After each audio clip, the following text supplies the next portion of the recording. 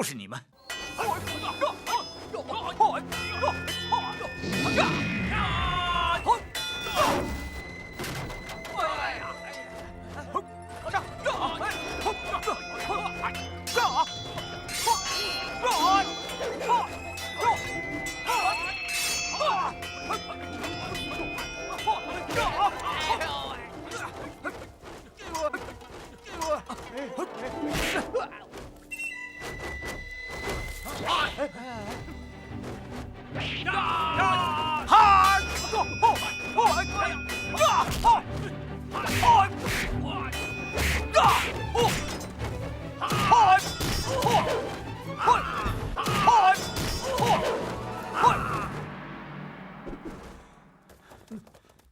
这是怎么回事？你没事吧？没事，那个信僧不是好东西，他们是冲着袈裟来的。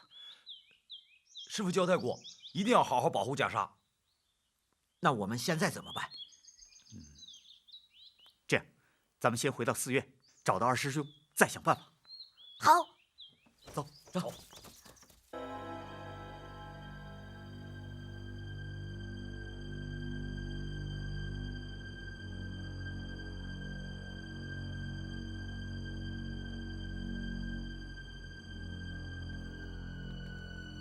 他们两个来自大海的另一边，一个叫扶桑的地方。那是一个蛮荒之岛，天上飘着硫磺般的阴云，地上毒蛇遍地。他们练就的功夫是一种奇功，中原之地谁也没有见到过。他们都不懂中原话，只懂得杀人。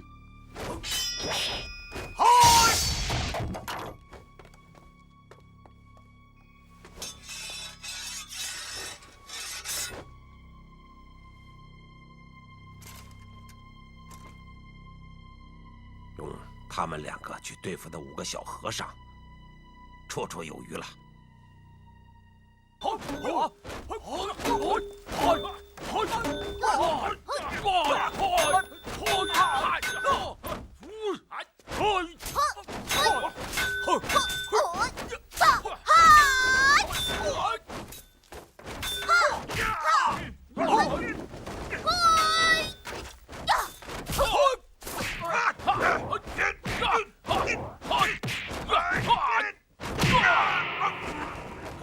二师弟，怎么办？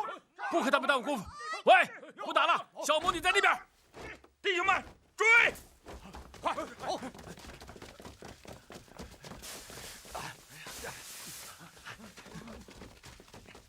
不对，我们山大了。和尚，不要跑，不要跑，站住！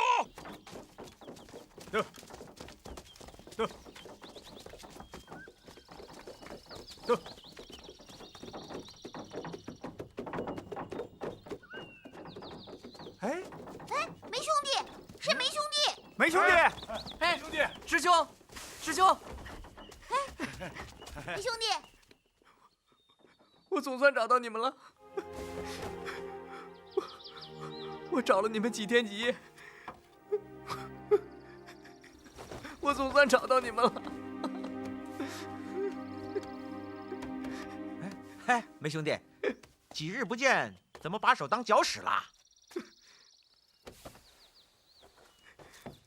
慧空，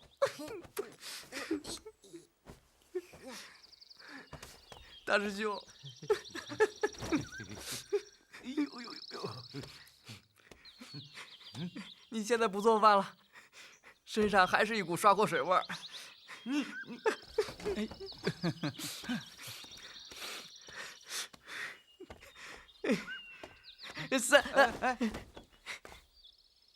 说，最近在外面干什么坏事了？梅兄弟，你不是受什么欺负了吧？各位师兄，我错了，我再也不偷懒，再也不耍钱，再也不到险恶的江湖里去了。你们才是我的亲人。好了，别哭了，师兄们没有怪你。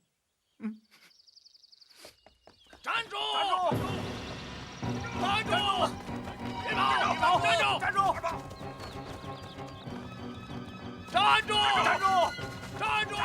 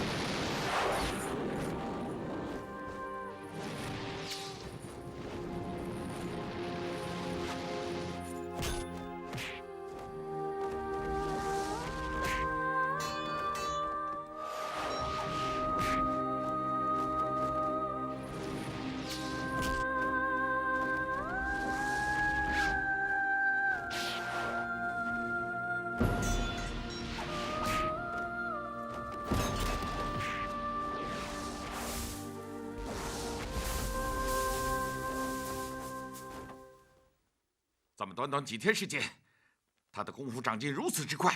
哈，魔女，你现在变得比我还老。鹰老大，我明白了，他一定在练他爹的邪门功夫。各位，我们今天不把他杀死，日后必死在他的手里。哼，你说对了一半。哪一半？你肯定要死在我的手下，不是日后，而是今日。哎呀！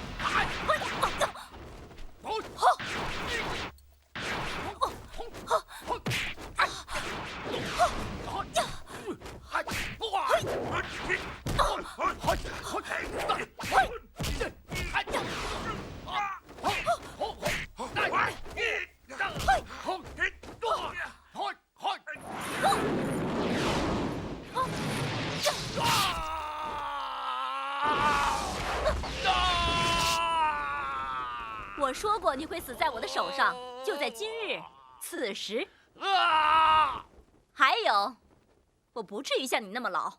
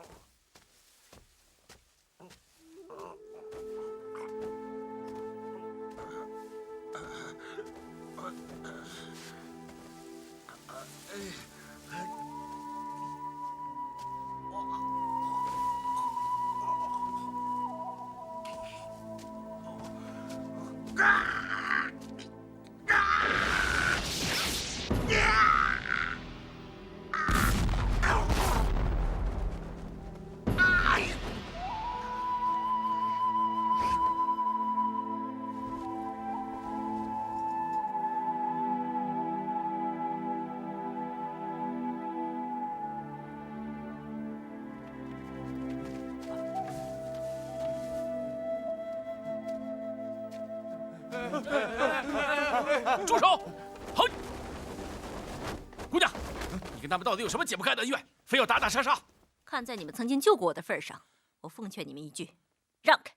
他们已经死的死，跑的跑了。可是他们要杀我，你不杀他们，他们怎么会杀你？哼，不管我杀不杀人，他们都会杀我，所以我必须杀了他们。让开！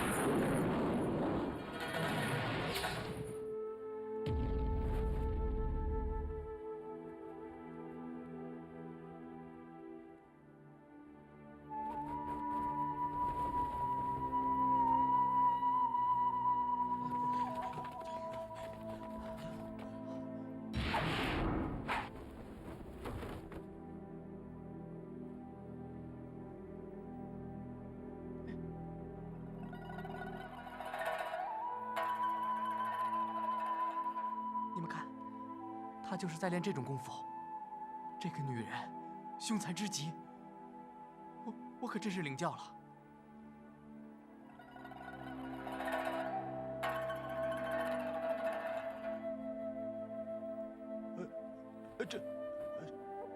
这是什么功夫啊？垂死功。哼，这是我爹留下来的独门功夫。哼，练着这种功夫可谓蒸蒸日上，每天的进步都是看得见的。但这种功夫，越练人老得越快。垂死功，顾名思义，这种功夫不但能杀人，还能杀自己。悟性倒也不差。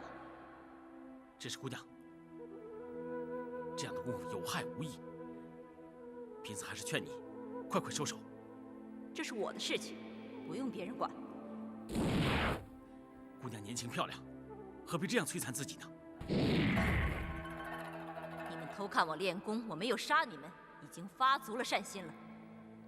要是再不走，休怪我不客气。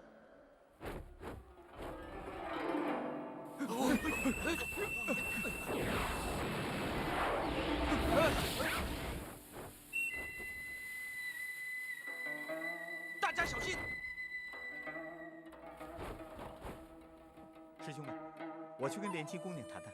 小心点儿，小心呐！好。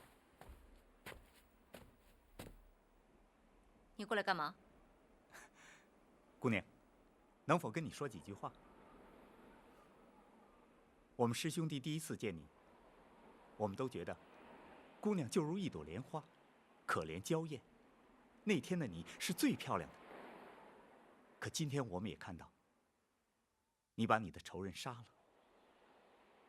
当然，这人死不能复生，过去也就过去了。可今夜你又在这里练邪门武功，姑娘就是不爱惜别人，也该爱惜自己吧。还有什么比自己的性命更重要的呢？贫僧虽然是个出家人，但也深知青春美貌对一个人的重要性。更何况一个姑娘家，我虽然不知道你的身世，但我知道，你练这样的功夫，你的心里一定充满怨恨和恐惧，心情是会写在脸上的。这样姑娘也会变成一个又邪恶、又凶恶、又狡猾的妇人。就是现在姑娘的眼神和笑容，和前2天见你已有天壤之别。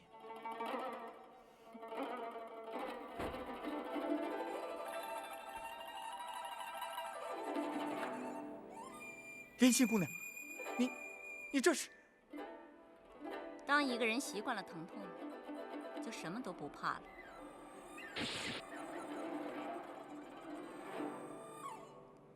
一个江湖女子，性命都可以丢，还会在乎一点伤痛，几根皱纹呢？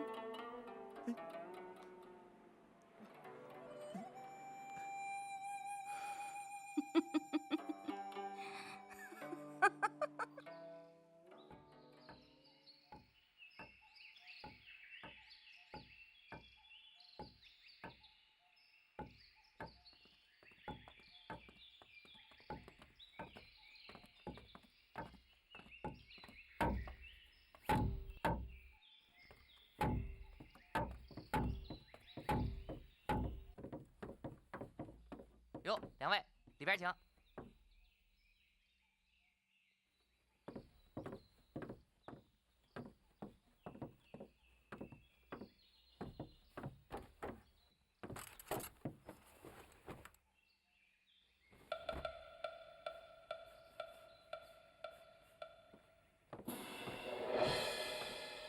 是你？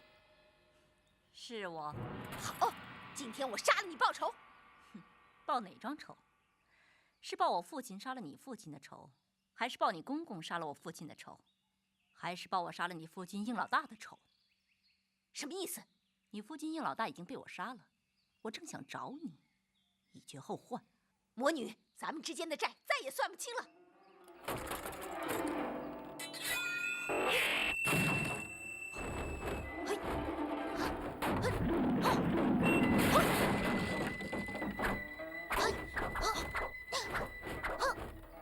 哎，别打了，别打了！今年江湖上怎么出来的都是女人？你没有听到吗？男人都被杀光了。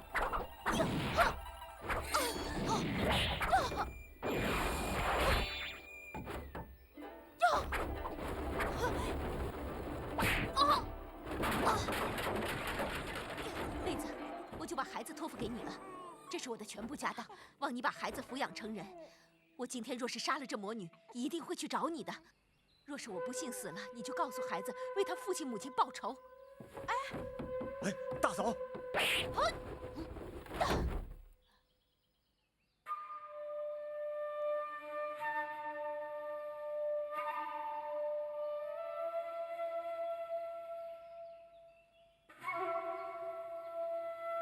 魔女，拿命来！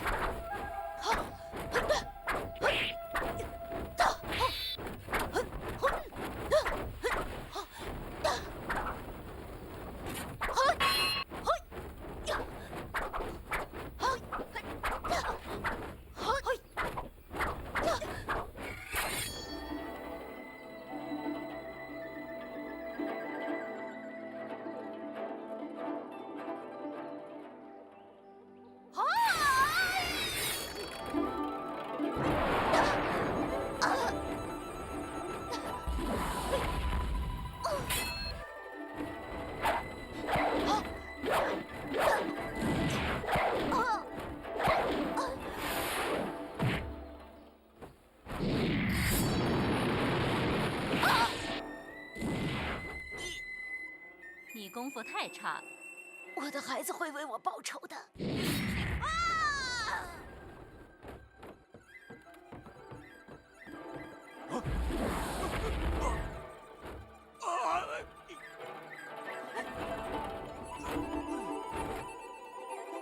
把孩子给我！他母亲已经把他托付给我，你不能动他。我必须杀了他，要不然他长大以后会继续找我报仇。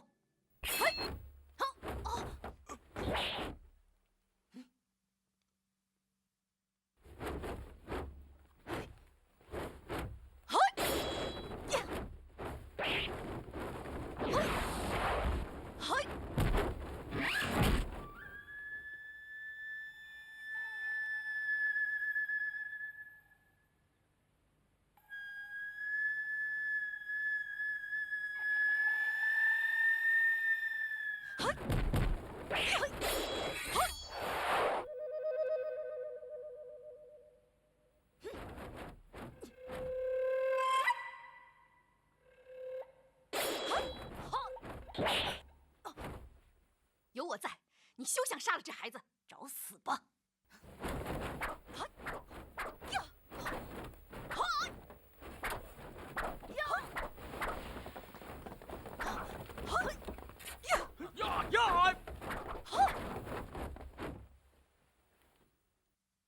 你们让开！我必须杀了这个孩子，我必须保护这个孩子。你不能随便杀人，尤其不能杀孩子。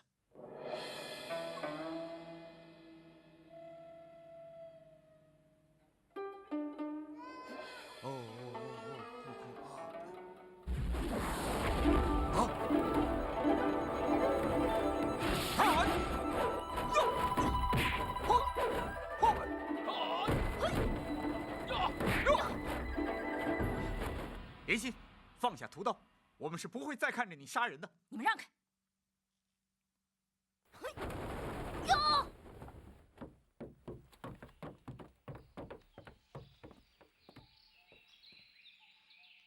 和尚，你们是不是以善为本、积德行善的？姑娘，你什么意思啊？那好，这个孩子我交给你们，我相信你们会把他抚养成人的。如果他要是出了什么问题，我会找你们算账的。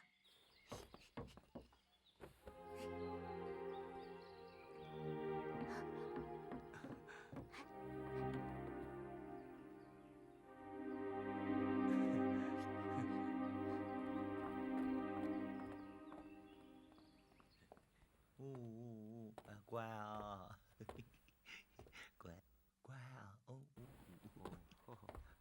哎，大师兄，你突然变得这么慈祥，也怪吓人的。哦，你现在安全啦，没人敢害你喽。大师兄，我掏了一些鸟蛋给这个小弟弟吃。那是生命，怎么能吃呢？走，咱们到村里去化些稀饭给小弟弟喝。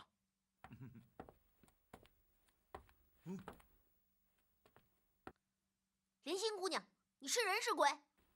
三弟呀，他一定是来害孩子性命的，要保护孩子。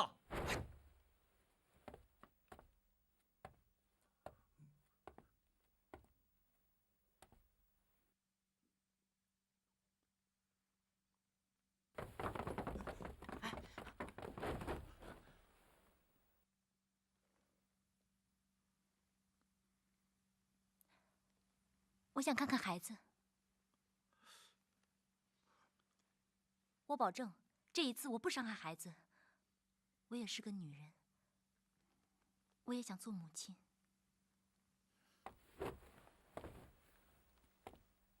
相信我，我可以把我的白脸交给你们。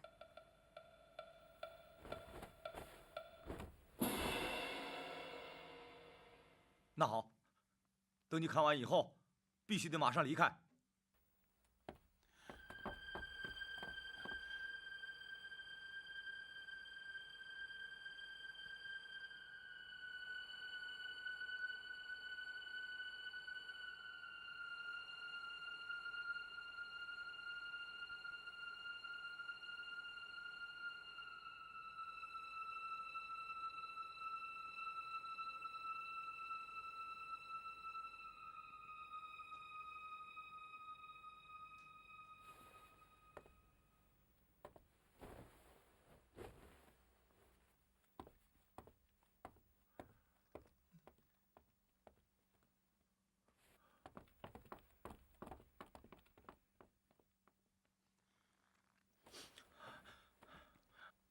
他练这种邪门功夫，必然是事出有因。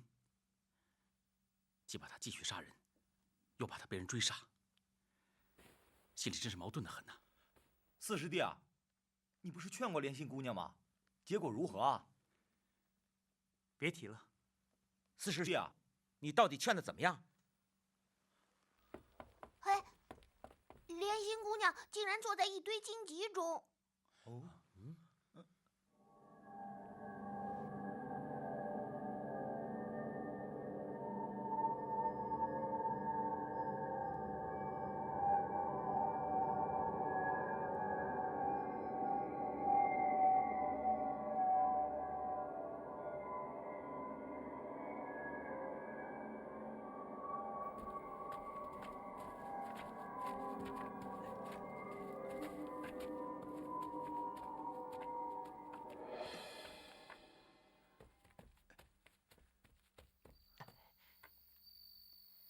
你们是来取我性命的？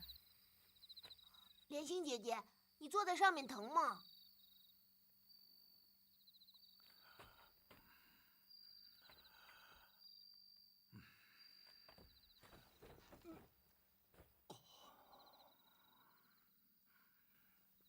你这是干什么？看着姑娘受苦，贫僧实在不忍心。贫僧既然说服不了姑娘，那只有和姑娘一起受苦。大师兄一点也不傻嘛，你不能少说两句啊！哼，你们是变着法子想杀我吧？姑娘，请放心，我们兄弟几个都是少林弟子，一心向佛，普度众生。我们只想劝你，要爱护自己，要珍惜自己。我怎样？关你们什么事？莲心姑娘，这几天我们亲眼所见，已经死了不少人了。贫僧想，无论多大的冤仇，也该是结束的时候了。不要再去杀人了，也不要折磨自己了。如果我不赶紧练功的话，恐怕又会被别人所杀吧。这样就不杀别人，别人如何杀你呀？你们知道我爹是谁吗？他是江湖中赫赫有名的大魔头，杀人无数，江湖中举目都是他的仇人。他一生都在追杀仇人，与在被仇人追杀之中。前不久，他不幸被一帮江湖人士所杀。他们杀害你爹，一定也是为了报仇吧？没错，我爹杀了鹰老大的爹，他们又来杀我爹，就是这样冤冤相报。鹰老大等人杀死了我爹之后，又来杀我。你们救了我一命，星儿留我这一命，我有时间练练我爹的邪功。等功夫练成之后，我也会变成一个魔头，那样我就可以继续活下去了。你一个好姑娘，非要练那个怪癖的功夫。你现在还年轻，别人能原谅你，可你想，要是你老了变成个脏乎乎的老太婆，再这么邪，就算你有好功夫，有谁还会搭理你？你再胡说，看我不杀了你！哼，恐怕我也活不到老的那一天了。我练的是独门武功，功夫中带着7分邪气，越练人老得越快，离死期也就越近。这就是我爹生前一直不让我练功的原因。你爹不让你练，那你就别练了嘛。我不练，谁给我爹报仇？鹰老大等人已经死在你的手下，难道你还不肯结束仇恨吗？可是鹰老大的儿子还没有死，总有一天他会来找我报仇。你们不让我练功，又不让我杀了这孩子，是想有朝一日让我被他杀了吧？姑娘，贫僧既不是要你杀人，也不希望你被杀。就是，看着你一天天的变老，练这么邪门的功夫，其实关我们什么事儿啊？我们就是不忍心看着你这样受苦。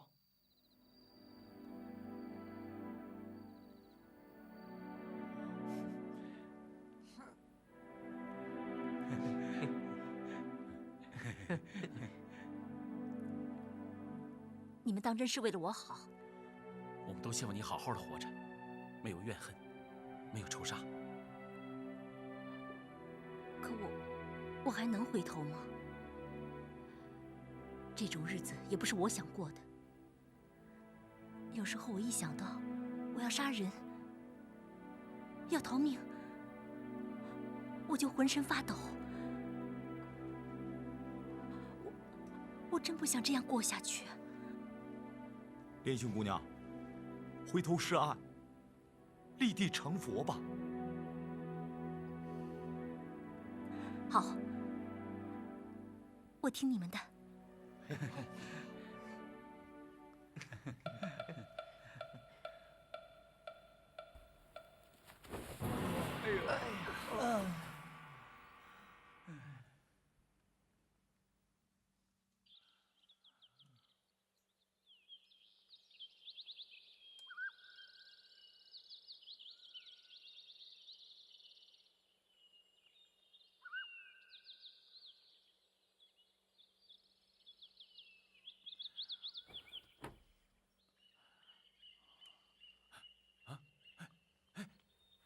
师兄，师弟，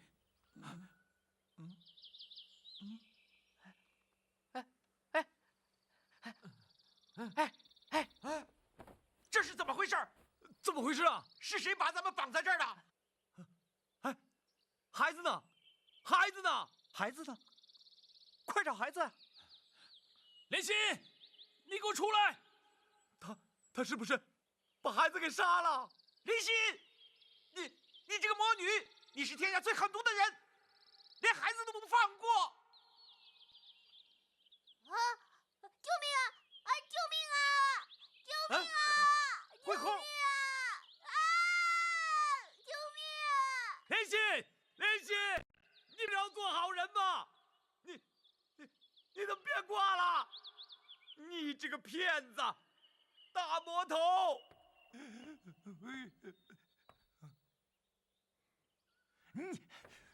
昨天夜里，我是想做好人，但是我后来发现我做不了好人，所以我决定还是做坏人。救命啊！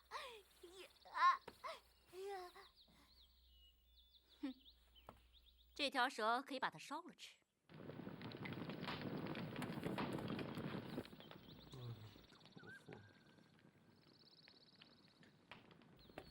江湖是残酷的，你们只是几个和尚从寺庙里出来，对外面一无所知，所以我不能相信你们的话。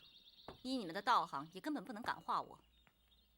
我想了想，从今后，我决定走自己的路，继续复仇。告辞。哎，莲心姑娘，莲心姑娘，你放了我们呐！你放了我们呐！你们救过我的命，我不能杀了你们，就把你们绑在这里。如果要是有狮子老虎来的话，你们不能怪我。倘若你们可以侥幸逃过一命，也用不着谢我。哎哎，孩子呢？你给我回来！把孩子还我！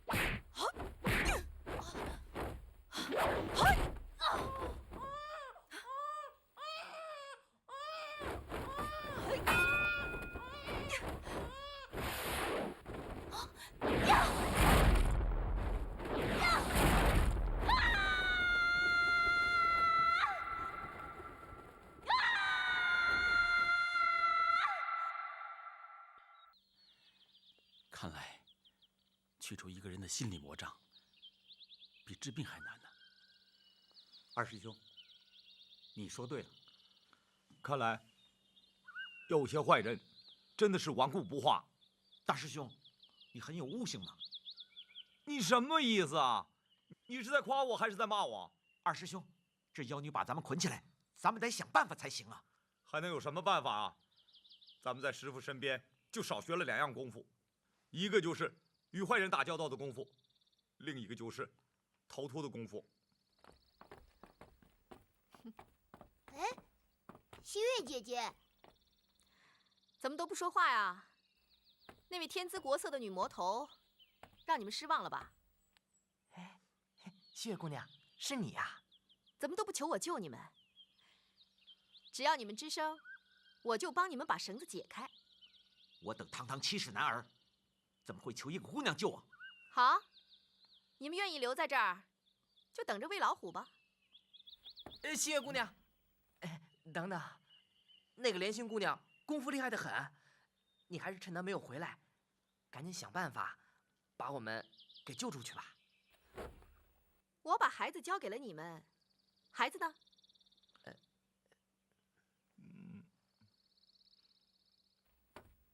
这就是你们的善心？你们就这样普度众生？你们能普度得了谁呀？回去告诉你们的师傅，面对险恶的世界，你们是躲不过去的。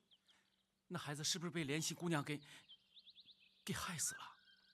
如果我相信你们，他肯定死了。那他死了没有？你希望他死了还是活着？我当然希望他活着。那他就活着。那他在哪儿啊？我还要问你们，我把孩子交给了你们，你们弄到哪儿去了？你们这些和尚，连个孩子都保护不了。姑娘，你误会我们了。是啊，姑娘，你放了我们吧。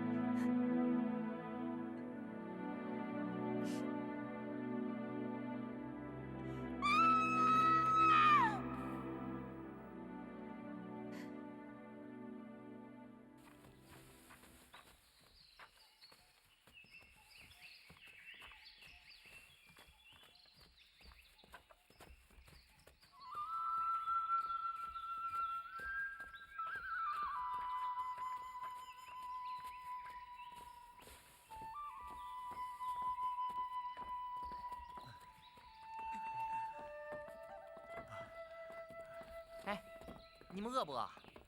啊，饿不饿？哎，你们渴不渴？啊？大家都知道望梅止渴的故事吧？哎，都说说自己最爱吃的东西，这样就能画饼充饥了。好小子，一路学问长了不少，都会用成语了。哎，大师兄，你最喜欢吃啥？蒸地瓜。不错不错，我都闻到蒸地瓜的味儿了。我告诉你，如果再回到寺里，我非蒸2大锅不可，一口气把它吃完。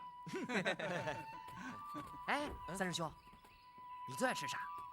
板栗，我第一次到中原来吃的就是板栗，简直太好吃了。哎呀，你们这2个穷命的家伙，怎么就喜欢吃这种东西啊？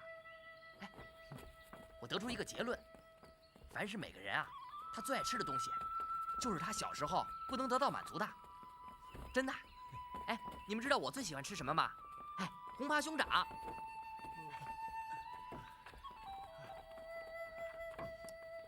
哎，你们看，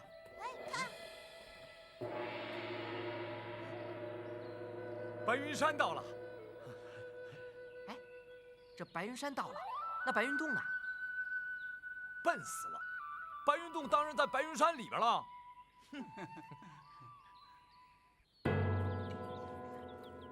慧空，慢点儿。来。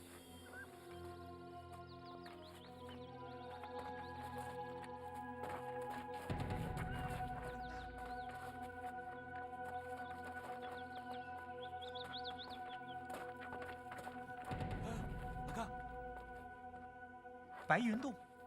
哎，宝剑就在里面，快点进去！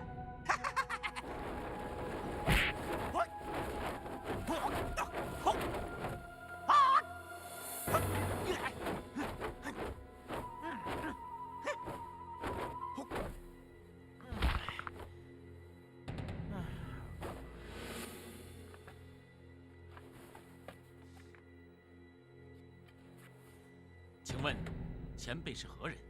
我，连我都不认识。你们是来夺剑的吧？你们要是能打赢我，那菩提剑就是你们的了。哎，师傅说护剑的是3位长老啊，没准得一关一关的过。管他呢，先打了再说。快些夺了菩提剑，赶紧回去。你们谁先来？三弟，这是切磋，不可再过。好，知道。前辈得罪了。前辈什么拳？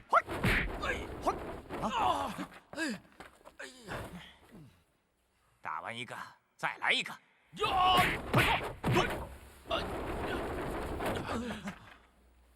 打败2个，再来一个。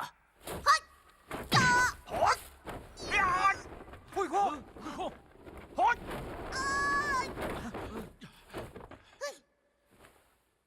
打败3个，一起来！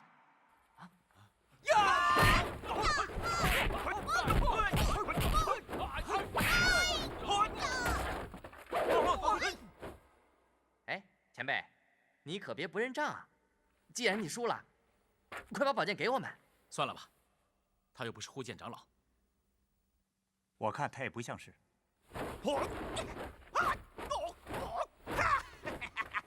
赢了！我赢了！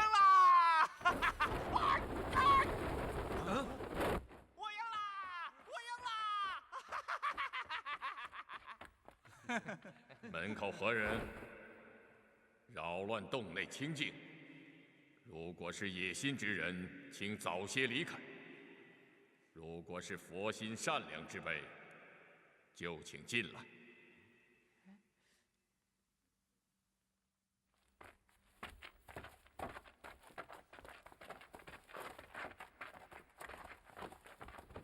梅兄弟啊，你在这等着吧。哎，凭什么让我等着？叫你等着你就等着。去！你等着。哼！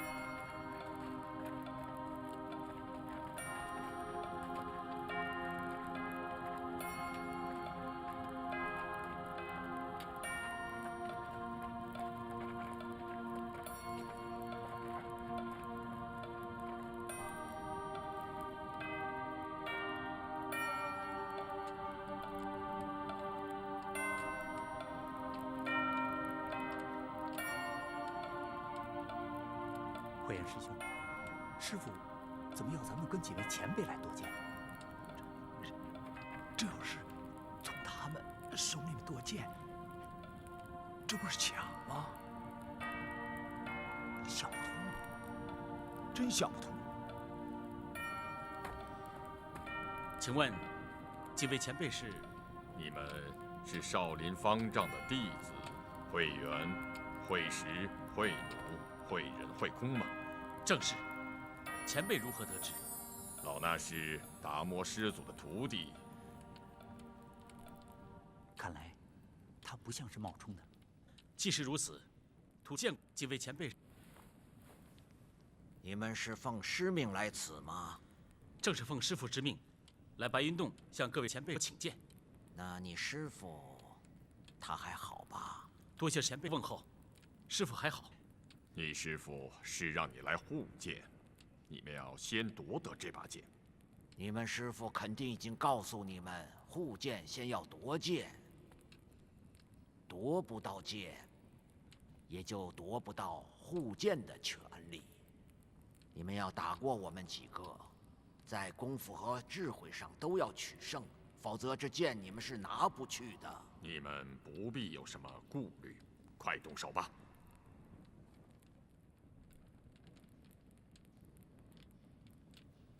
那弟这就得罪了。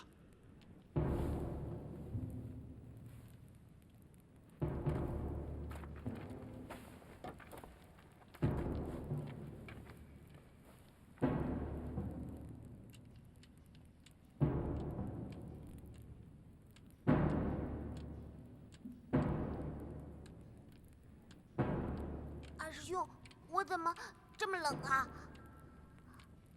心里不能担心，先上前讨教再说。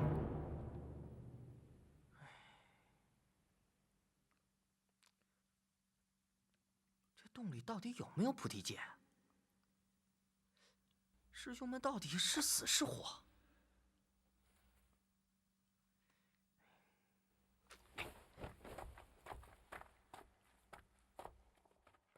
哎，咱们一转眼也到这鬼地方来了10几年了，却没有一个人能夺到这宝剑。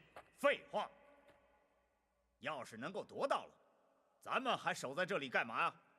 等着吧，这把菩提剑就是我山羊胡子的，除了我，谁有本事得到？哼，山羊胡子，你又吹牛了。去！我不吹牛。若论功夫，我是天下第一；若论寿数，我也是天下第一。你看看我的胡子，就知道我能活多久了。我一定能够活过护剑长老的。等他们一死，我就冲进去，这剑不就得到了吗？行了，别吹了。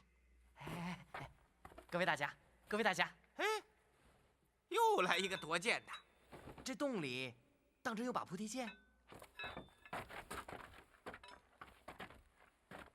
你过来，我告诉你。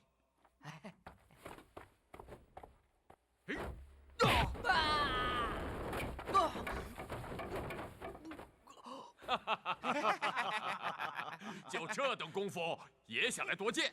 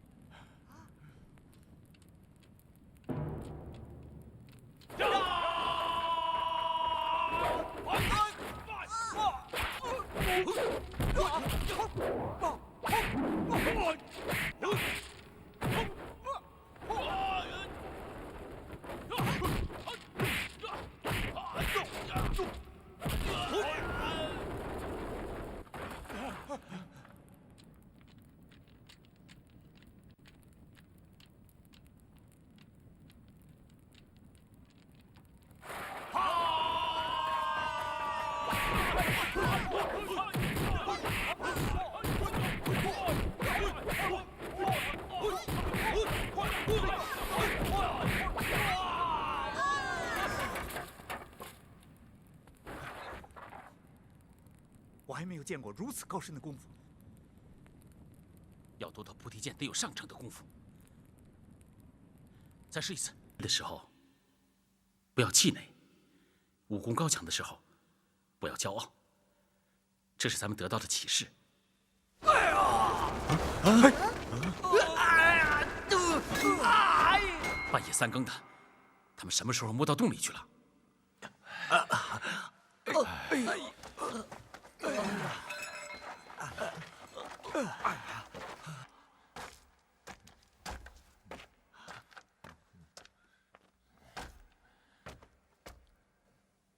咱们竟然被老和尚退出7丈远，比前几次还远了许多。难道咱们的功夫退后了吗？难道咱们老了？他们一样老，凭什么他们的功夫在进步，我们的在退后呢？你笑什么？我是笑你糊涂。大半夜的，你们偷偷的摸进洞去，想偷出那把菩提剑。几个和尚给你们警告，把你们推出去7丈远，你们竟然一点察觉都没有。你以为这贼就这么好做吗？啊！我是护剑长老，我有菩提剑，谁把我打赢了，剑就是他的。这个疯子原本并不疯，他是齐王手下的一个小武官，为人规规矩矩的，只为混口饭吃。可这样还是得罪了上司，因为被上司陷害，他全家几10口都被杀了。疯子知道斗不过狄家，就想得到菩提剑，再去报仇。就这样，年复一年，日复一日，这菩提剑没得到，仇也没报，人倒疯了。这一次可伤得不轻啊！铁蜈蚣是因为家里太穷了，为了有口饭吃，就当上了土匪，结果被通缉了，躲来躲去的，竟然没地方躲了。他知道菩提剑在这里，就一心想得到这菩提剑。他来了这里10几年了，这10几年里，他父母亲都饿死了，他也断了做土匪的念想，反倒一心想得到菩提剑了。何时才能得到这把菩提剑？何时才能报仇雪恨呐？雷公公是个武林人士，逢此乱世，谁不想当皇帝呀？争来争去的，结果害苦了百姓。雷公公一家人全都被杀害了。老天，你睁睁眼吧啊！这雷公公他就想得到这把菩提剑，凭借这把菩提剑称霸江湖，好再不让人欺负。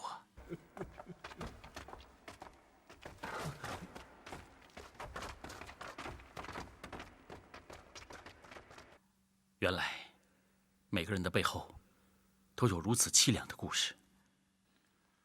那前辈您呢？我的故事吧，说不得，说不得，说不得。说来听听也无妨嘛。除非你们正式拜我为师，我才能把我的秘密讲出来。如此说来，咱们出家人啊，无牵无挂的，反倒不知比他们幸运多少。昨夜听了前辈的故事，我想了一宿。有一句话叫“欲求而不得”。看着这些来夺剑的人，疯的疯了，没有疯的也进入了魔状。我想，咱们要引以为戒。这些天来，咱们为了夺剑，急于练习武功，反倒荒废了经文，弄得心里浮躁不安。这样下去，咱们也会走火入魔的。所以，为了克服浮躁之气，咱们先把夺剑的事放下，也先把武功放在一边，静下心来修身养性。等什么时候心静如水了，咱们再来练功夺剑。有道理。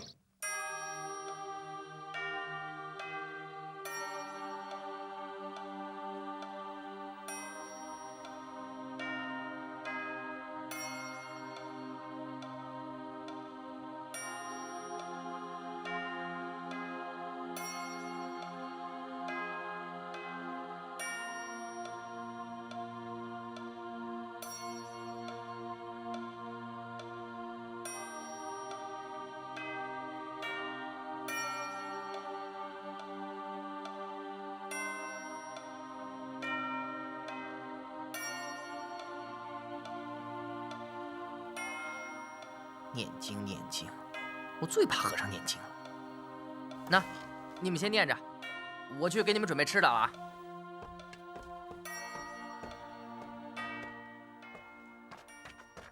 哎，馒头啊！来馒头了。我怎么来？热乎的包子。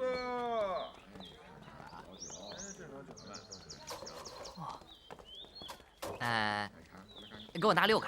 哎，好嘞。好啊，香。这是女人的手啊！哎呀，还是个年轻漂亮的姑娘。薛姑娘，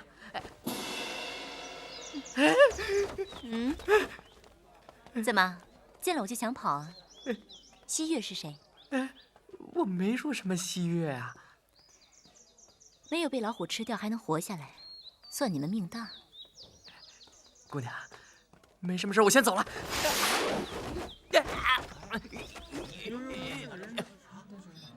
莲心姑娘，你想干什么呀？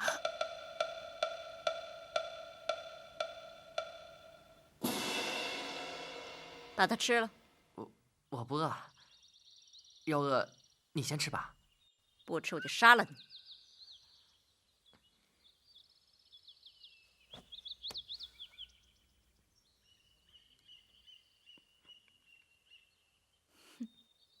我知道你们来干什么。你想不想夺到菩提剑？我不懂你说的话。你们跟护剑长老交手，不是已经败下阵来了吗？你怎么知道？我教你一个好办法，保管你们夺到宝剑。你能有什么好办法？我才不学你的武功呢。再说，我们夺不夺宝剑，根本就不关你的事。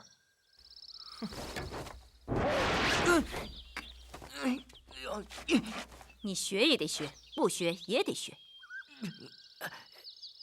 你再动，不出7天，你就必死无疑。你在饭里下了毒？是剧毒。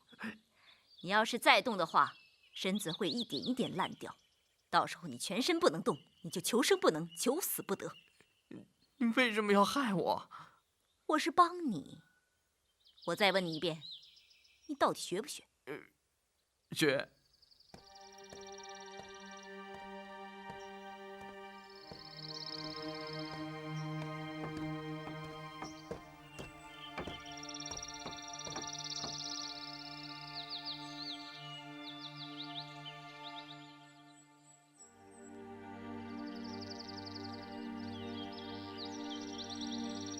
梅兄弟，哎，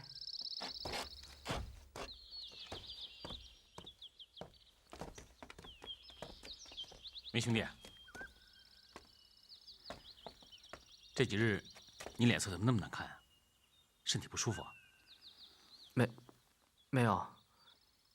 你们练完了，那就赶紧吃饭吧。自家兄弟，如果有什么事，一定要跟我们说说。没事儿。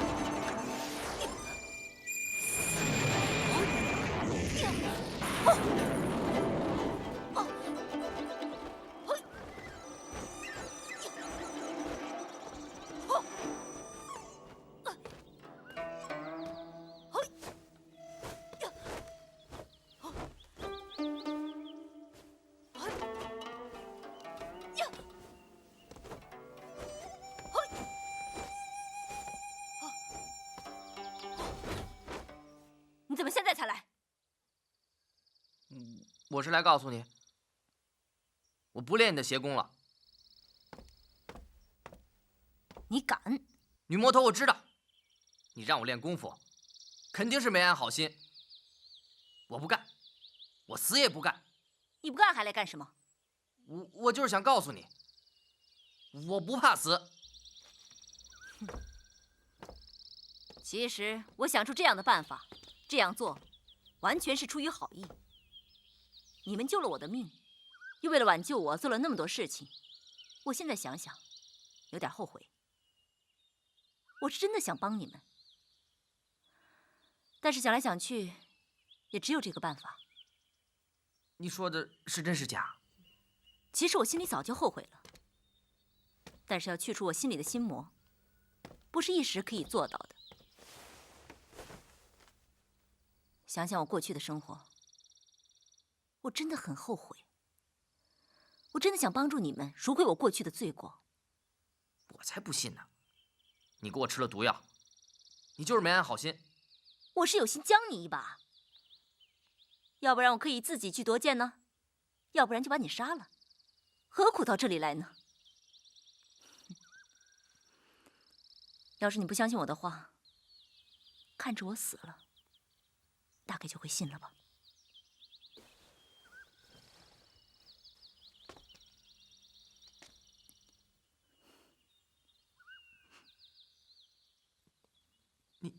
你哭了？别哭啊！别哭啊！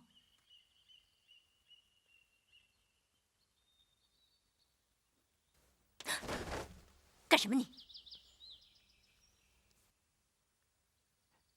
哎，是咸的。哎，真的是眼泪。你也会哭啊？你师父要你们来夺剑，对不对？战胜那几位长老就达到目的了，对不对？以你们兄弟现在的功夫，想拿到宝剑根本就是不可能的事。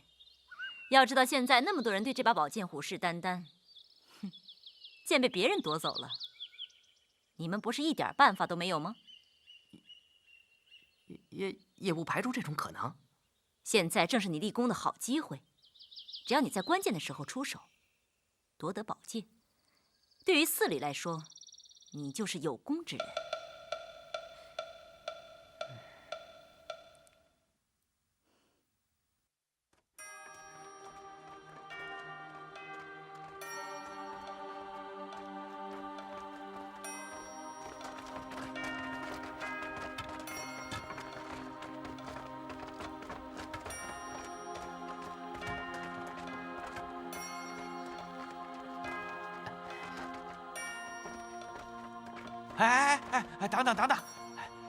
等等，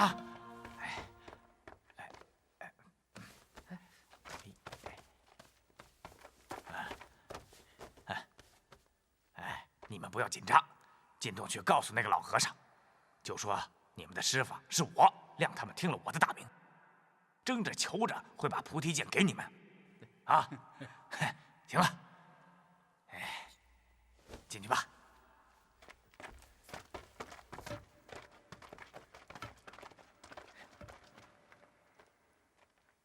二师兄，越是往里走，我越觉得没有取胜的把握。大家为切磋功夫而来，败又如何？大家要心如止水，就把得失看得太重。魏兄弟啊，你不舒服啊？没有。虽然几位师伯武功高强，但为人和气，你也不必紧张，守规矩就好。啊！来者可是会师师侄？师侄慧元。慧石。慧奴。慧人。慧空。还有我，梅兄弟。你们6个此番进洞，又是为何事而来？师侄奉师父之命，为切磋功夫而来。切磋功夫，甚好。那么，动手吧。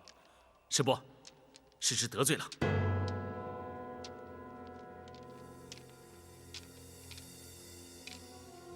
摆阵。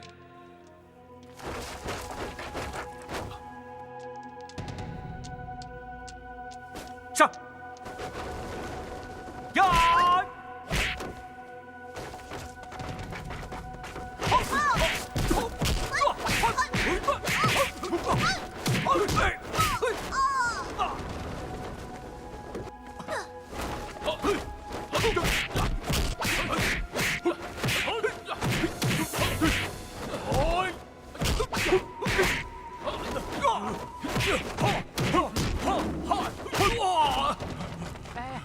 师兄们，你们没事吧？啊？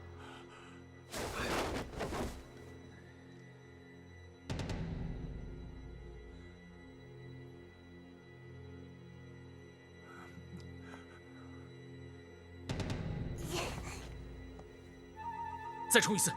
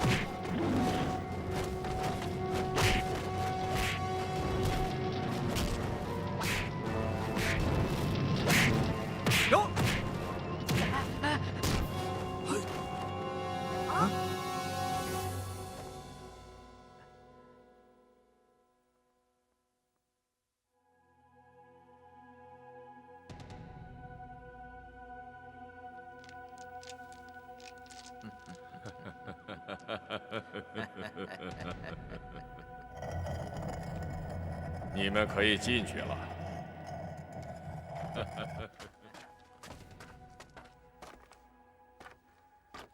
嘿，山油胡子，你又在干什么呢？哎呀，干什么呢？我正要找你们呢，你们还待在这里干什么？赶紧走吧，没戏了。宝剑已经被人夺走了。谁夺走了？什么时候夺走的？我们怎么不知道？快说！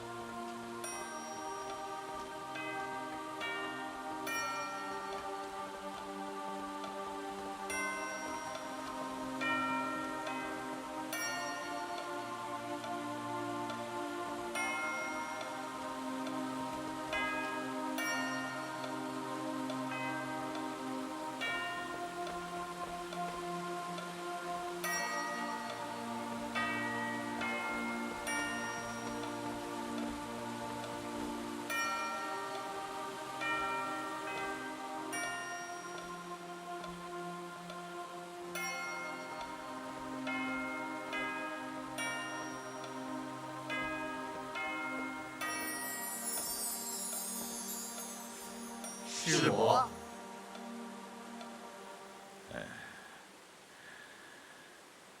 你们的功夫确实是比上次有点长进。放开，放开，我才能告诉你，菩提剑被我徒弟夺走了。什么？我们夺了这么多年的宝剑，竟然被你的徒弟夺走了！哈哈哈哈哈哈！风仙子，你笑什么？他一贯说话颠三倒四，搞不清现实还是做梦。我看，真正的疯子是他，你们怎么就相信他的话？到底怎么回事？说！你要不说，我就用这副蜈蚣爪抓死你！剑还在，好端端的在洞里呢。到底哪句话是真的？都是真的。剑还在，我弟子正在洞内夺剑呢。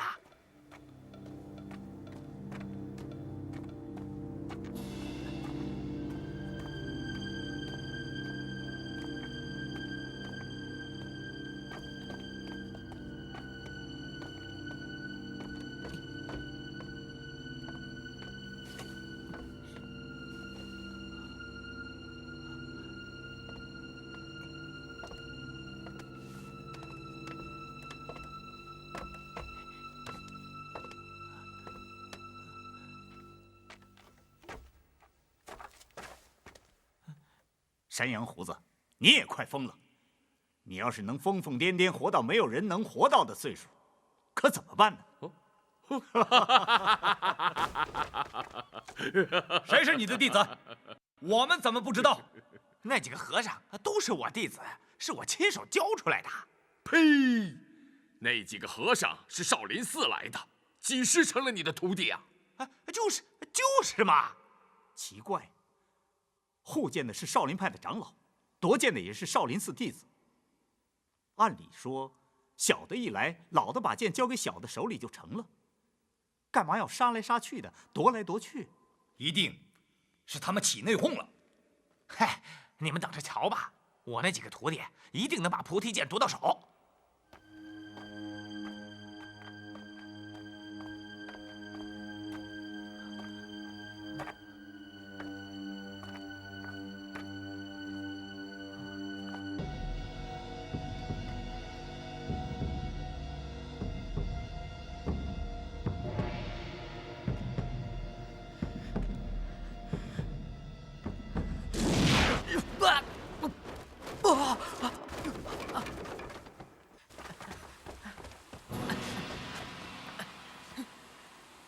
师傅，他进去偷剑，他用的是催死功。你到底是什么人？梅兄弟，怎么回事？我，你既然是少林方丈身边的人，怎么学的如此邪门的功夫啊？你们朝夕跟他相处，怎么不知道他在做什么？梅兄弟，快说到底怎么回事？各位师兄，咱们既然是来夺剑，那只要能夺得剑，便是胜利，对不对？又何必在乎我用的是什么功夫，用的什么招数？很明显是打不过我，心里害怕。你用什么功夫来夺剑都可以，可你练的这一招，是于人于己都无好处的邪功夫，还振振有词，实不可恕。赶他们出去！哎！哎呀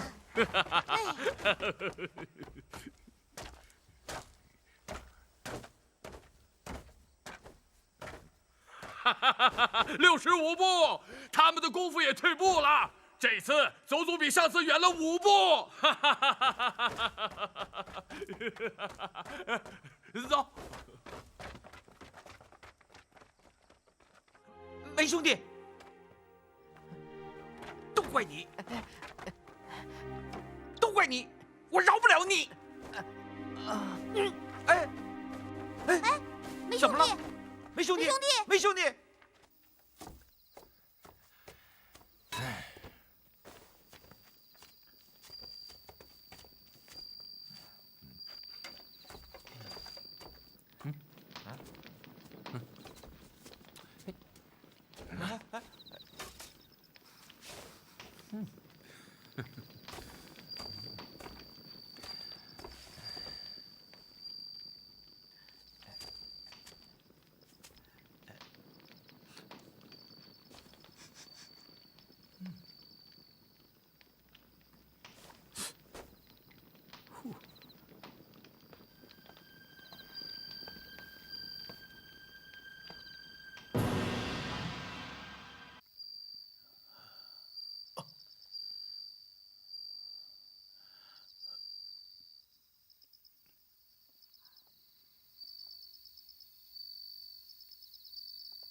梅兄弟也是为了咱们能够夺到剑，要不他何必练这种功夫呢？哼，梅兄弟啊，一定是叫那个莲心的魔女给逼的。梅兄弟这个人仗义，心肠又好，尤其是对姑娘家，就连一个不字啊，他都不忍心说啊。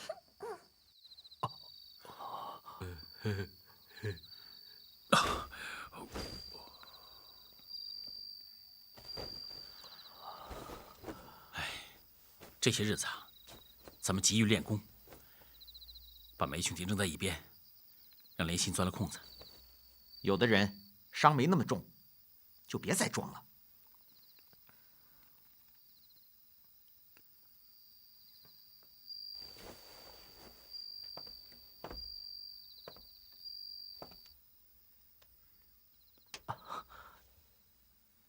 三师兄，我知道错了。他们说的不错，是莲心逼我学的。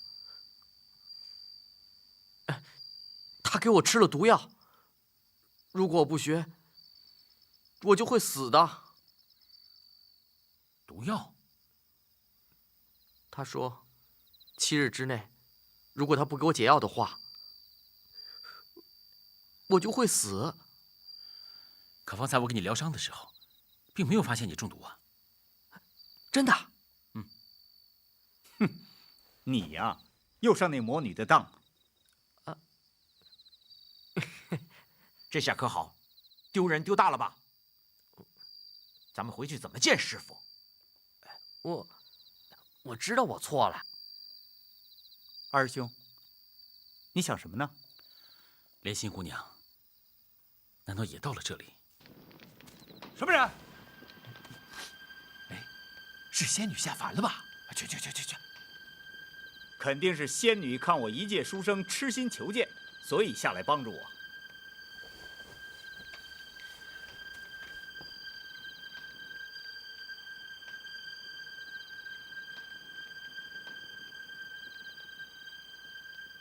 你们怕我吗？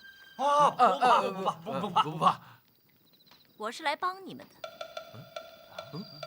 真的。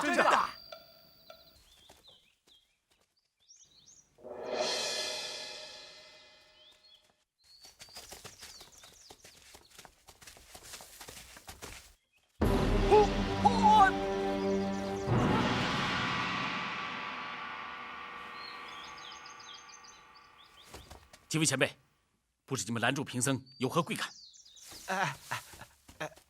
徒儿们，不是我乐意来的，是他们强迫我来的。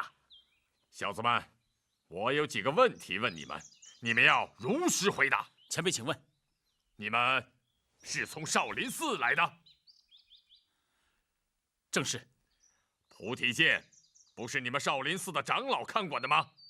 怎么你们少林寺的人会来夺少林寺的剑？我们也不知道。前辈，贫僧只是奉师傅之命行事。他们不肯说实话，看来不给他们一些教训，他们是不会说实话的。兄弟们，上！不要打了！我徒弟说了，他们不知道。你们这些老家伙，不许行凶！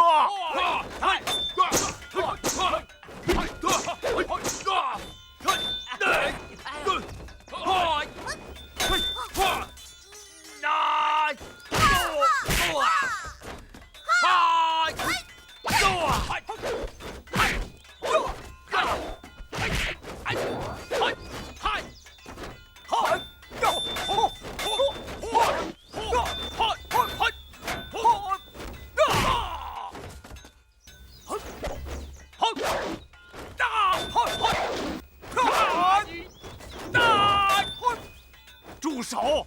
不要以老欺小！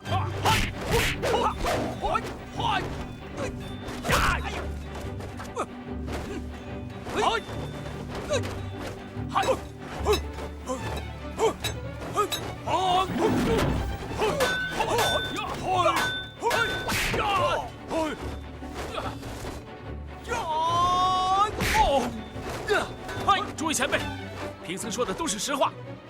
这样打下去，于人于己都无益，又何必呢？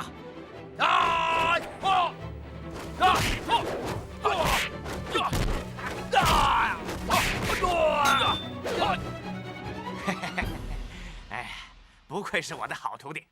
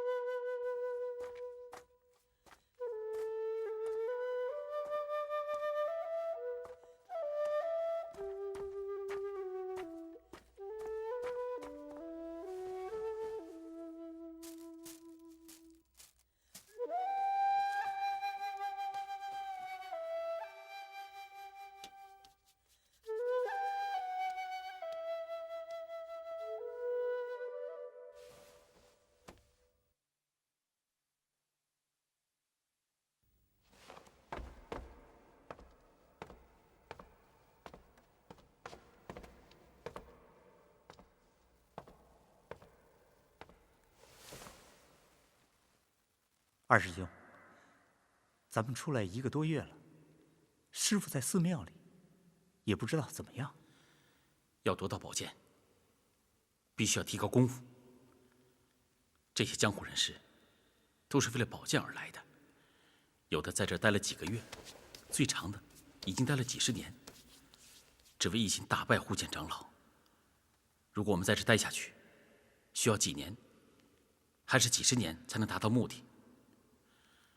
宝剑本身就是一个梦，若是把这宝剑看得太重，恐怕要步他们的后尘。寻剑本身就是水中月，镜中花，如果太过于执着，将会一事无成。所以，咱们回到少林寺以后，在最短的时间内提升功夫。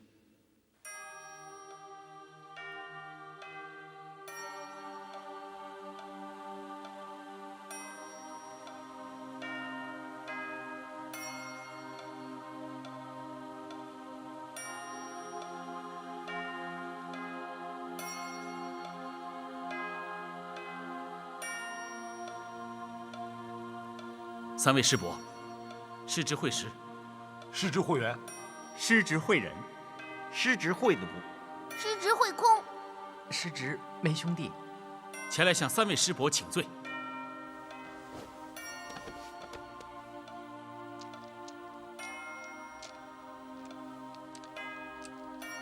我们奉师父之命，自嵩山少林寺前来向师伯请教，期间因为梅兄弟误学旁门邪功，为3位师伯所怪罪，师侄在此请罪。经过与师伯2次交手，师侄自感功夫太浅，决定暂时回寺向师父请教，待来日功夫见长，再与几位师伯讨教。望3位师伯多多保重。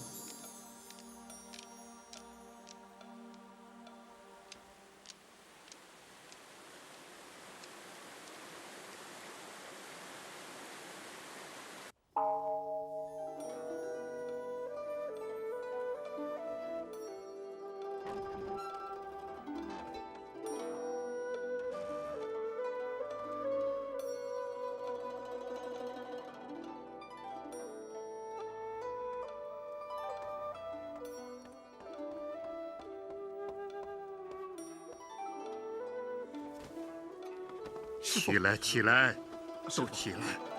师傅，慧空，怎么了？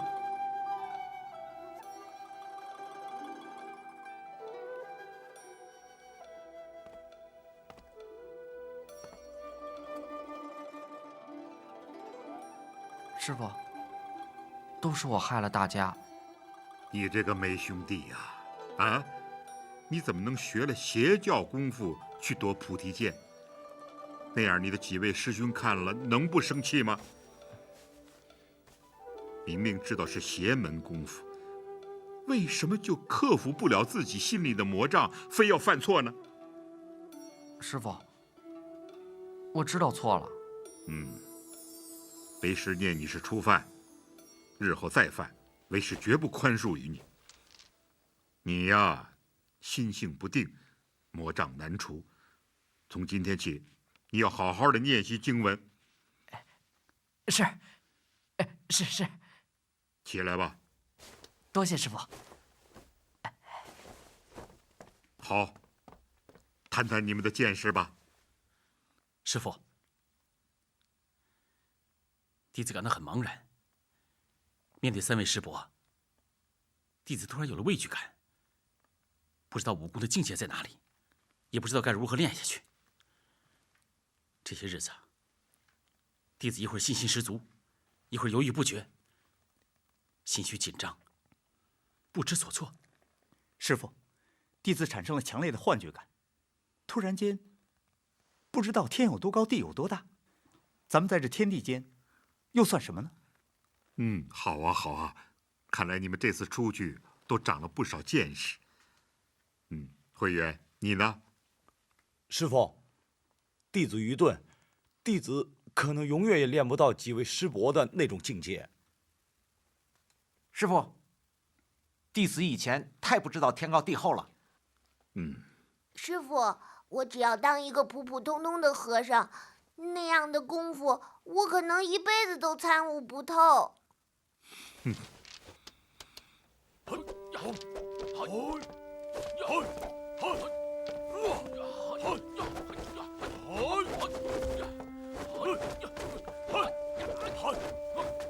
你们其他几个师弟呢？3师弟、4师弟还有5师弟，他们都病了。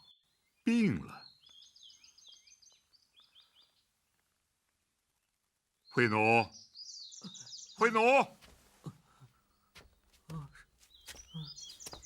师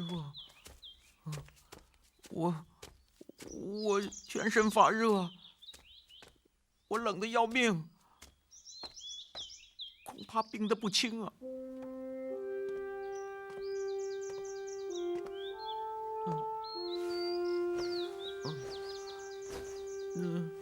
徒儿是想，徒儿自知愚鲁，恐怕就是练一辈子，也打不过4位护剑长老。徒儿不敢再去了。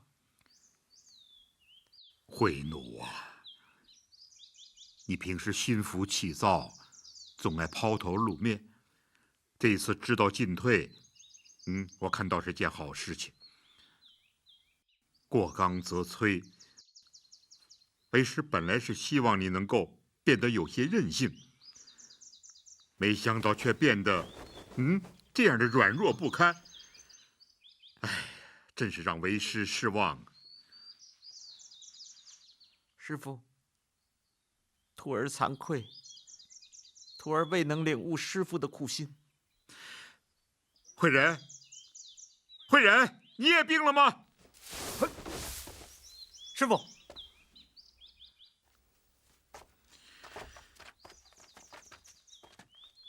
师父，徒儿有同感。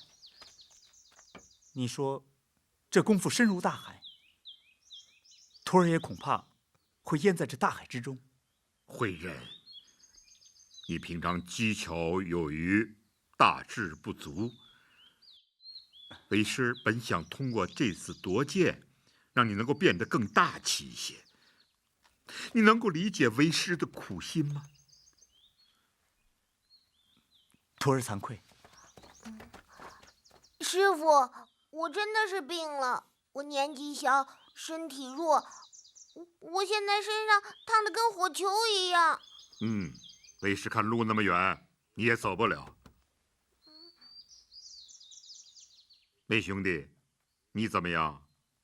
师傅，各位师兄都比我功夫好，他们都去不了，我就更去不了了。唉，路远，苦；人饥挨饿，苦；练功也苦，被高手打败更苦。可是长江后浪推前浪，为师相信，少林的后辈之中，一定会有人战胜前辈。而如今的这个机会，就摆在了你们的面前，难道你们要把它拱手让给别人吗？难道你们就要把你们的名字在少林寺的名册上永远的抹掉吗？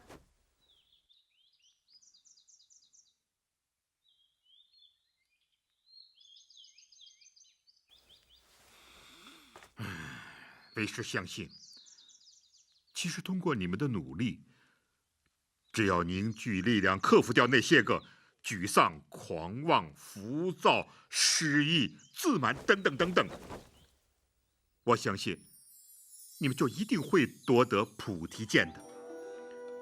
当你们懂得了敬畏和克制的时候，就是你们胜利进步的开始啊！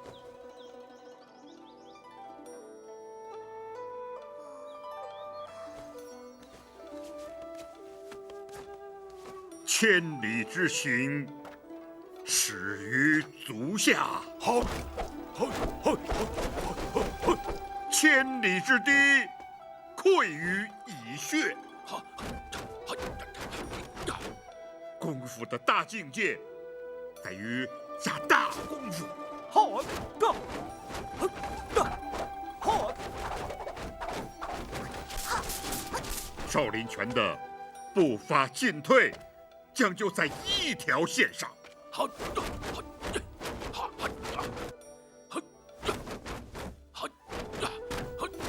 身段拳式，不求外表的美观，而求积极实用。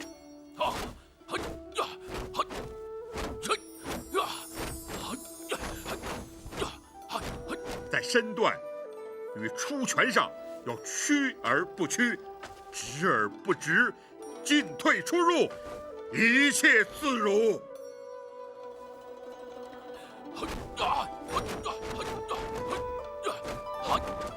演法要讲究以目度目，以审敌视。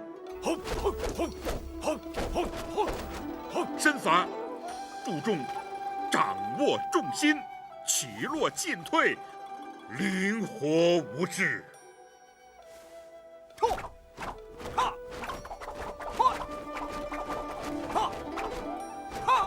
动如涛，有如大海之波涛，滔滔滚滚。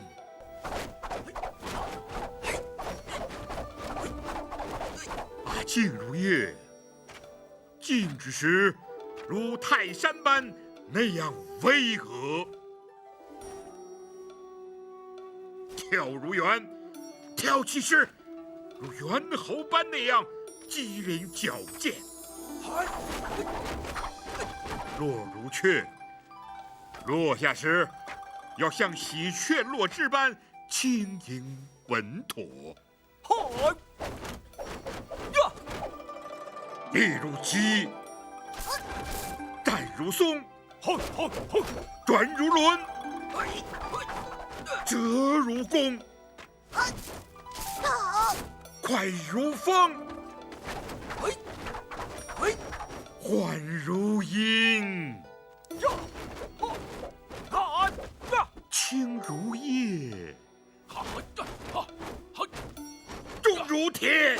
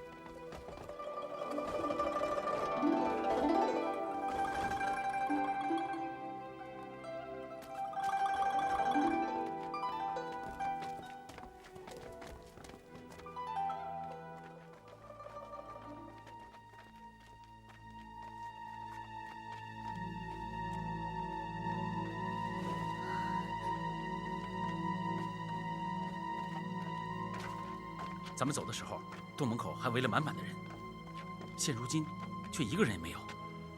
他们该不是回去了吧？果真如此，他们真是迷途知返啊！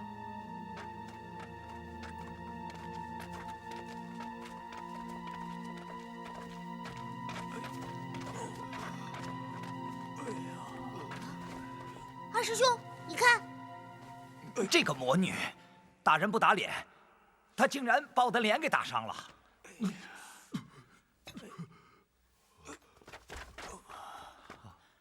几位前辈，这是怎么回事啊？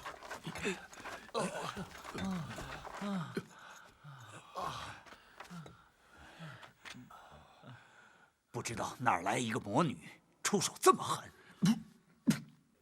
贫僧略通医学，能不能看看你们的伤？前辈，看来伤得不轻啊！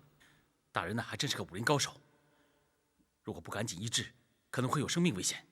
还是让我们赶紧给你疗伤吧。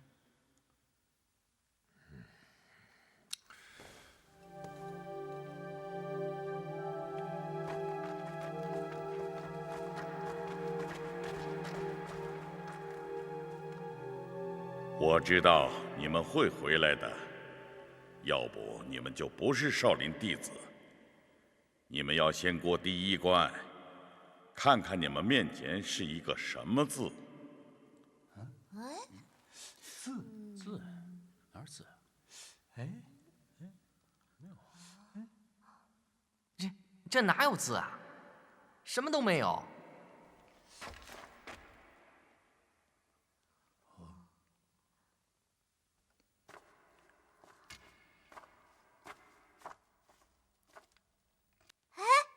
我知道了，这是个空字。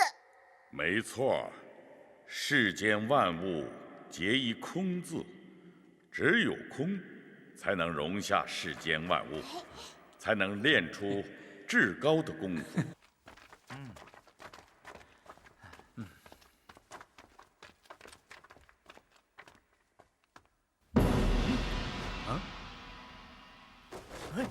哎，咱们个个都是男子汉，该不会被这妖女打伤一回就怕了她吧？怕什么怕？对，大不了咱们再跟她战一回。哼，这个女子，你不是也被打出洞来了吗？这几10天过去了，你也不走，总是待在这里做什么？哎呀，女娃娃，你还是赶紧走得好，这把剑不是你的，你也不要异想天开了，你休想得到此剑。对，不要说夺剑，你就是有这个想法，也该死。哦，莫非你看上我的哪个徒弟了，是不是？哎，跟我说说，到底看上了哪一个啊？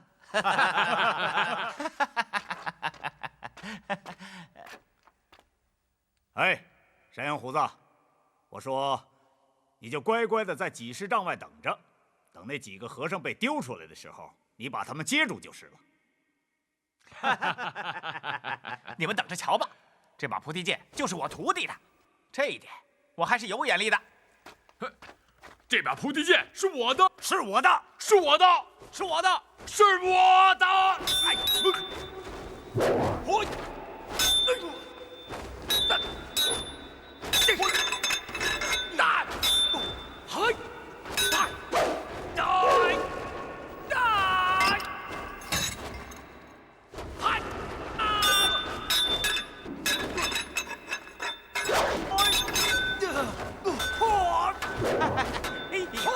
打得好，打得好，打得好，打得好！狗咬狗，一嘴毛。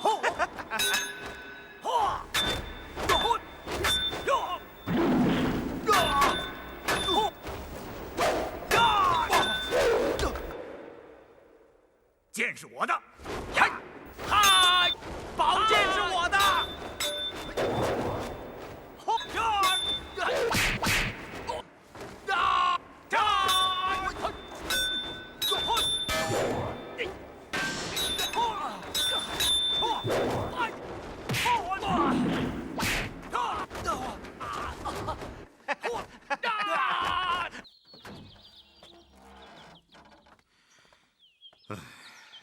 好了，你回去吧，把门关好。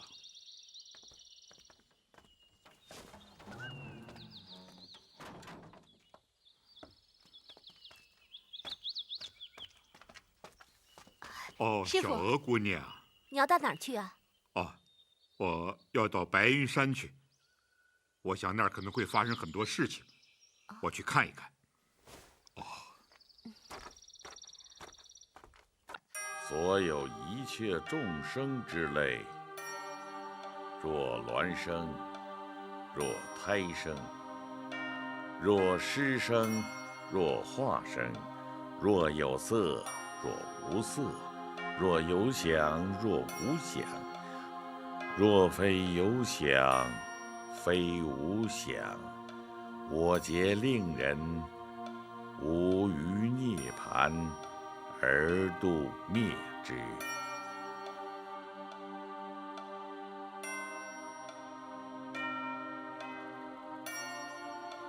好，哎，好，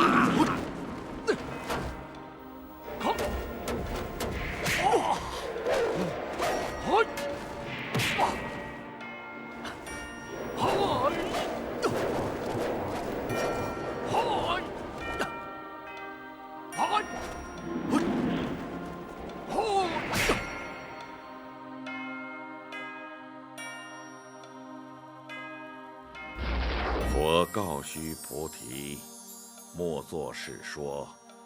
如来灭后，后500岁。有持戒修福者，于此章句，能生信心。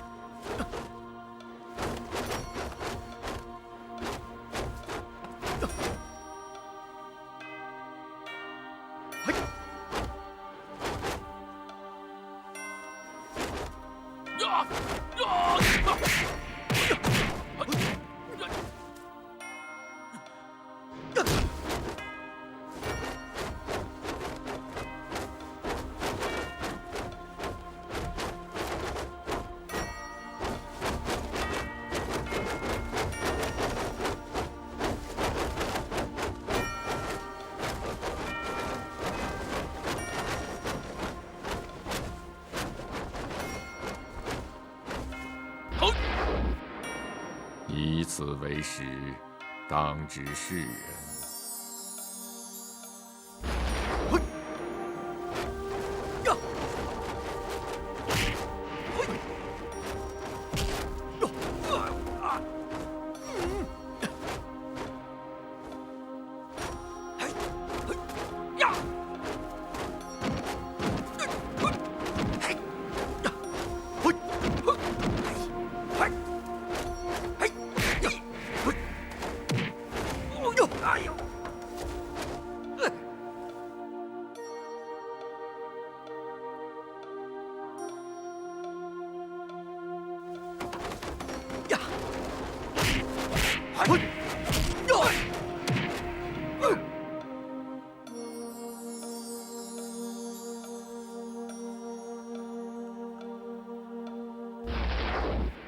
不与一佛，二佛。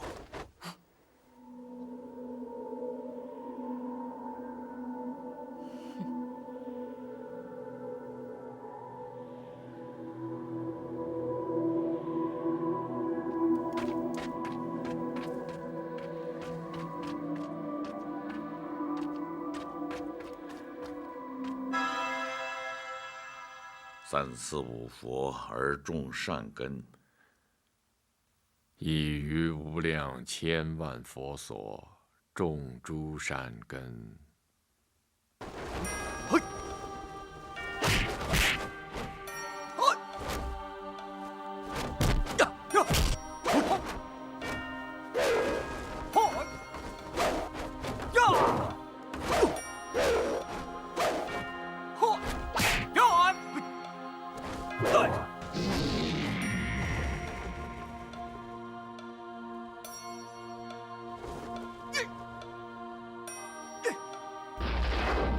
我佛常在心中。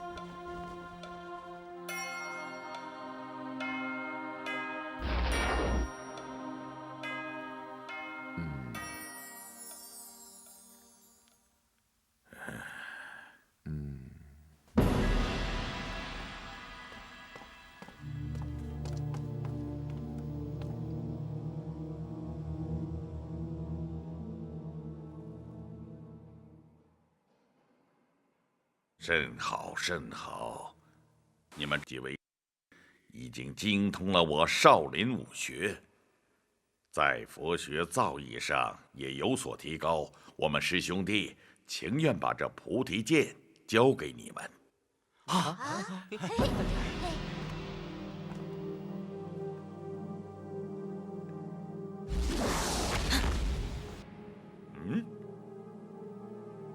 人投剑。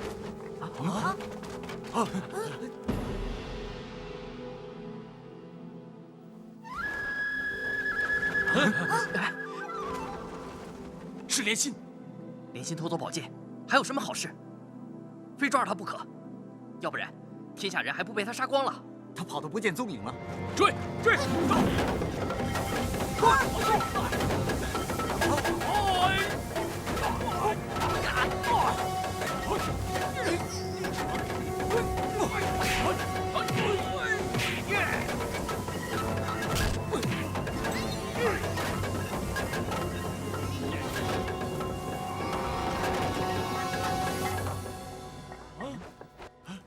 你们俩要务必尽快找回这把菩提剑。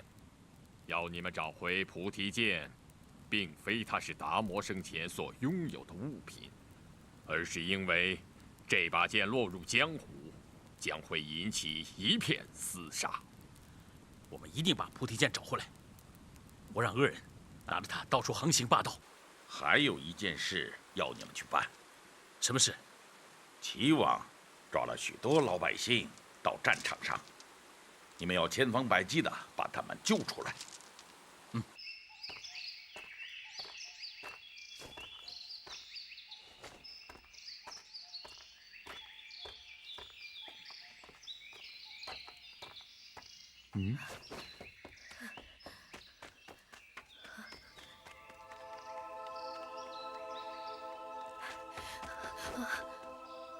西月，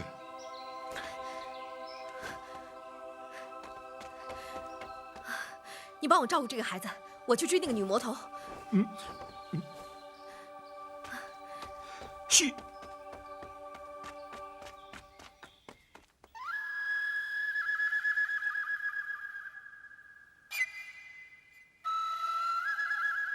妖女，你想干什么？快把孩子交给我！放过孩子，我就饶了你。我绝对不会放过他！你太凶残了！我要把他杀掉，要不然他长大以后会来找我，还会来杀我。我告诉你，我已经拥有了菩提剑，我就是武林霸主。我要把我的仇人都杀掉，把他们的后代也都杀掉。我要斩草除根。多少年了，我都在仇人的刀锋下活着，我快活不下去了。我要把他们都杀了，我要像平常人一样活下去。快，把那孩子交给我！他的父母都被你杀了，我不会让你再杀他。要不我会用这把剑要了你的命，我会用生命保护他。我就是这么长大的。那我就把你一起都杀掉。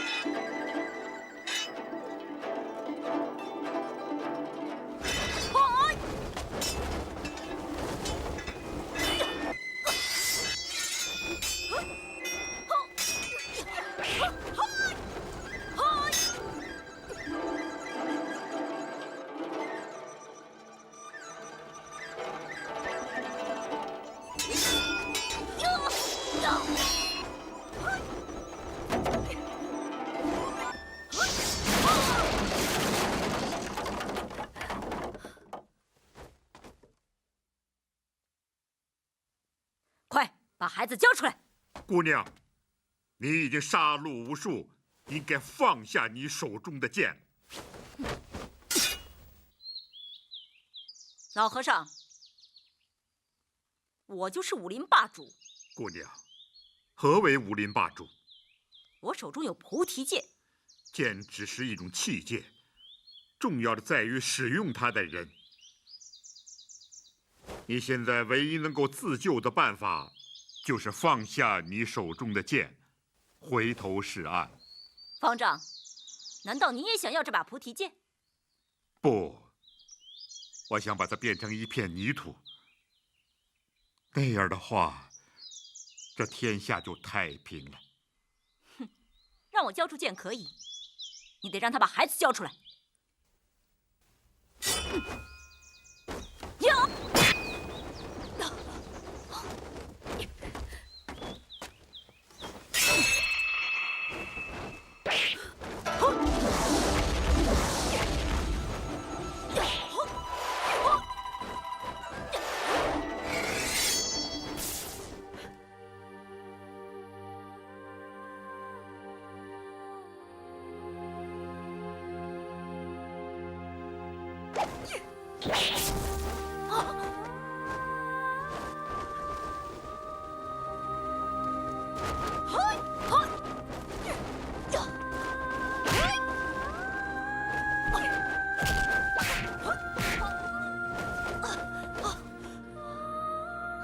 放下屠刀，你才会有生路。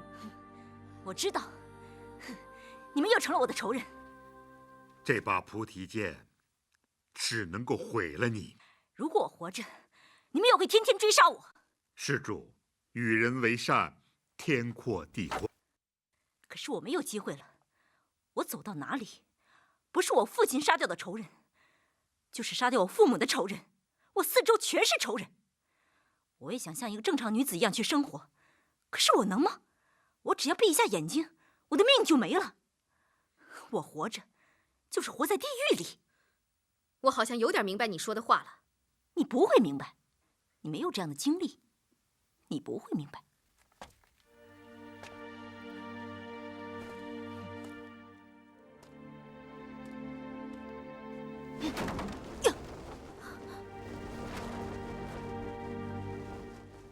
姑娘，父亲，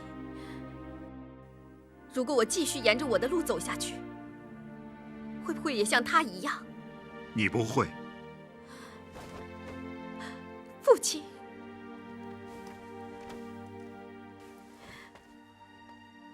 一定要追回那把菩提剑。